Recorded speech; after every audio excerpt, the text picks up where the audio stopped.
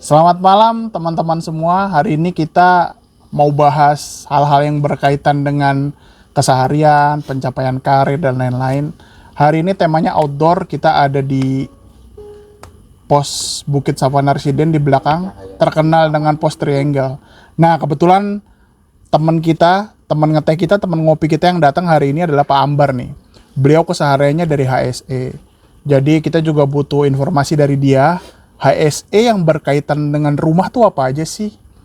Nah, jadi mungkin ada hal-hal yang bisa disampaikan dan bisa jadi pelajaran juga nih buat kita supaya kita aware di rumah tuh ada juga loh HSE-nya, bukan hanya di dunia kerja. Ya gimana Pak Ambar? Contohnya apa nih? Contohnya, oke.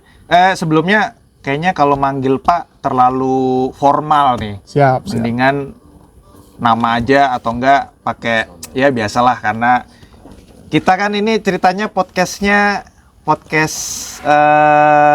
tongkrongan gitu kan. Biar nggak ngilangin tongkrongannya, kita buang yang formal-formal aja lah. Jadi lo gua aja nih. Lo gua aja. Oke. Kayaknya lebih enak nih. Oke. Gue akan sharing pengalaman. Jadi di rumah nih, terutama di tempat kita ya Dik ya, kayaknya yang rumah tingkat 2 atau tingkat 3, bahkan ada yang tingkat 4 loh. Itu kan ada ya. Rumah siapa? Bar, tingkat 4 Bar. Kaya apa tuh orangnya dong ya? Ada juga. Kok masih tinggal di komplek ini ya Bar? Ada gitu. Kaya ya, kalau kaya nggak tinggal di sini biasanya Bar. Itu Di dia. Pondok Indah maksudnya. Ya lanjut. Oke, jadi gini, yang mau gue sharing di sini, ketika kita mau naik, contoh dari lantai 1 ke lantai 2. Nah, itu kan lewat tangga. Tangganya itu kan dia udah tangga permanen bahasanya. Tangga permanen itu, Dik, itu dari HSE, gue akan ngasih beberapa standar yang mungkin bisa teman-teman semua nih pakai.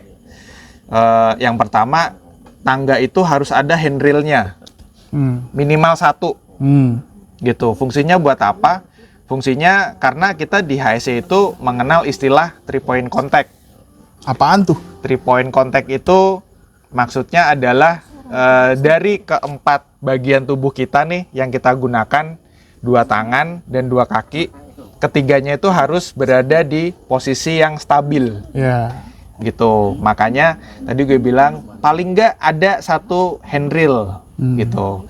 3 point contact itu contohnya tangan 1 itu kita pegang di handrail, terus 2 kakinya kita napak dan posisinya harus stabil. Jangan sampai kita nih tangan, contoh misalkan kita mau bawa barang ke lantai 2 gitu kan. Tangan kita dua-duanya megang barang nih gitu, satunya nggak megang handrail.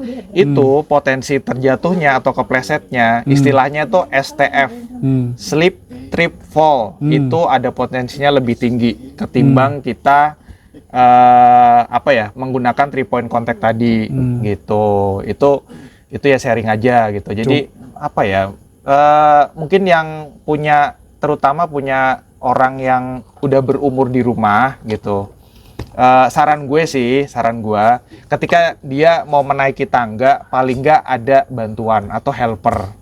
Itu di dunia kerja tuh memang standarnya seperti itu. Jadi untuk yang kerja di ketinggian, dia naik itu nggak boleh kerja sendiri, Dik. Pun juga kalau kita di rumah ada orang yang udah tua nih, misalkan udah nenek-nenek atau kakek-kakek kita lah gitu, dia mau naik ke atas, usahakan kita temenin, kita jagain. Takutnya dia megang kan, kok kehilangan keseimbangan nih atau apa nih gitu, akhirnya jatuh. Nah, kita mengurangi resiko itulah. Gitu. Nah, itu kalau kita bicara idealnya kan begitu ya. Cuma kan idealnya, menyadarkan manusia yang mau melakukan itu, nggak usah jauh-jauh deh ya. Kita yang di kantor aja yang udah jelas ada SP1, SP2, SP3 aja ngelakuinnya aja masih setengah-setengah ya. Awareness dan menimbulkan kesadaran si manusianya itu di rumah tuh gimana gitu. Mau hal-hal yang kayak gitu ya, kecuali di rumahnya Ambar kalau orang tuanya di lantai 2 dinaikin lift gitu, rumahnya ada lift. Ya kan ada orang yang kaya loh bro. Gue amin aja gue. Lo bayangin lu percaya ada orang yang rumahnya ada liftnya. Ada beberapa artis yang kayak gitu ya kan. Ya mungkin itu nggak masalah. Tapi buat kita orang-orang yang di rumah, yang kita pikir tuh buat itu tuh hal yang nggak penting. Tangga aja kalau bisa nggak dipegangin ya kan. Ya kalau jatuh ya udah BPJS aja kan gitu. Cuman kan nggak begitu juga. Yang gue tanya tuh awareness-nya tuh gimana sih nyadarin setiap manusia itu pentingnya HSE itu di rumah tuh harus ada gitu. Cuma kadang-kadang awareness itu yang nggak muncul, nggak di saya, nggak di semua keluarga, itu bener-bener kacau deh awareness itu. Nah coba deh gimana sih awareness itu supaya apa ya, supaya itu sadar meningkat gitu ya, iya. Sadarnya tuh yang nggak ada gitu, kayak orang kelilit pinjol tuh jadi nggak sadar gitu. Jadi kemana-mana nih bro, jadi kemana-mana nih ngomongin. Oke. Ya lanjut. Jadi memang ketika kita mau merubah awareness itu untuk menjadi yang lebih baik itu butuh waktu, butuh proses gitu. Pun juga yang gue alamin di dunia kerja itu nggak langsung kayak orang baik klik, tek, gue hari ini ngomong, besok orang ini berubah, nggak bisa. Itu memang harus terus-menerus kita ingetin gitu. Jadi ada beberapa hal yang memang gue lakuin di dunia kerja, tapi mungkin bisa jadi tips buat teman-teman yang lain. Jadi di K3 itu ada namanya hierarki K3.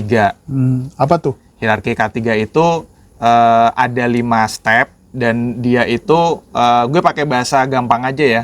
Itu cara kita untuk mengurangi beberapa risiko. Yang pertama yang harus dilakukan itu eliminasi. Dan kalau eliminasi itu adalah maksudnya menghilangkan. Gue rasa kalau naik tangga dia di lantai 2 biar nggak jatuh, nah itu kayaknya eliminasi susah. Yang kedua substitusi. Lo tadi kan bilang lift, itu bisa jadi alternatif substitusi. Mahal, jadi bos. mahal memang.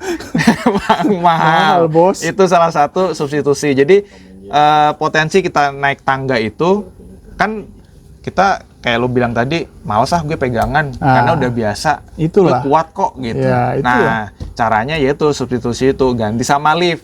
Tapi memang kendalanya itu pasti di budget, akan lebih bahaya.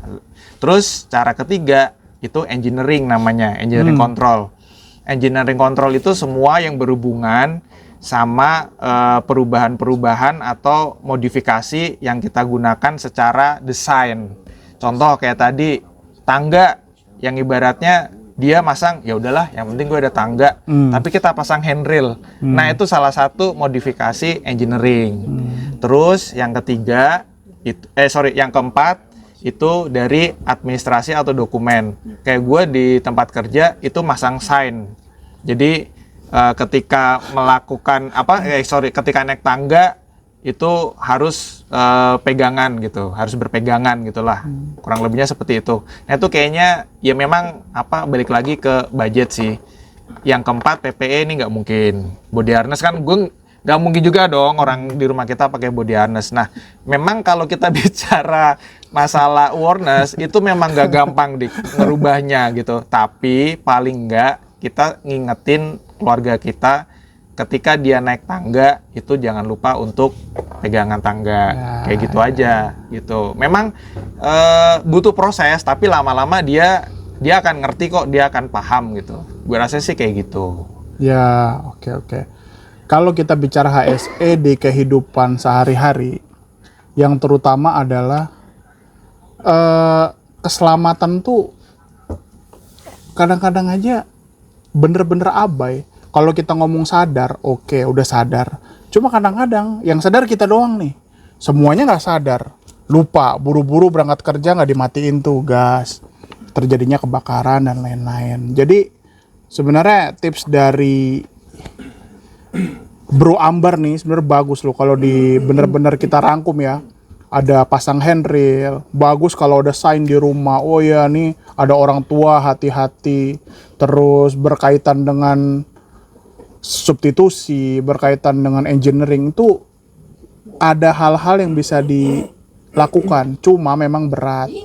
Nah jadinya kesimpulan podcast malam ini tuh teman-teman semuanya, teman-teman ngopi, teman ngeteh yang ada di sini tuh harus aware yang namanya keselamatan yang di rumah. Jadi Bro Ambar nih ngasih yang sedikit aja tapi susah untuk dilakukan. Coba kalau itu aja dicerna, oke?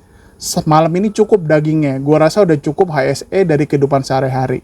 Besok kita lanjut ke tamu berikutnya atau narasumber yang berikutnya yang berkaitan dengan kehidupan sehari dan pekerjaannya. Oke, terima kasih Bro Ambar. Sama-sama. Thank Gue you. terima kasih juga. Thank you.